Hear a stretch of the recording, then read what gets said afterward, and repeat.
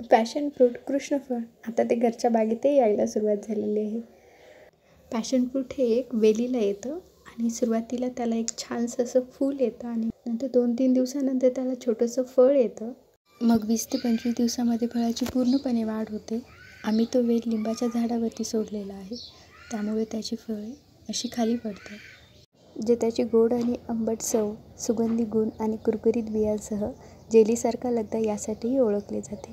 यामध्ये भरपूर जीवनसत्त्वे, अँटीऑक्सिडंट्स आणि फायबर्स असतात, जे रोगप्रतिकारक शक्ती, डोळ्यांचे आरोग्य आणि आतड्यांचे आरोग्य राखण्यास मदत करतात.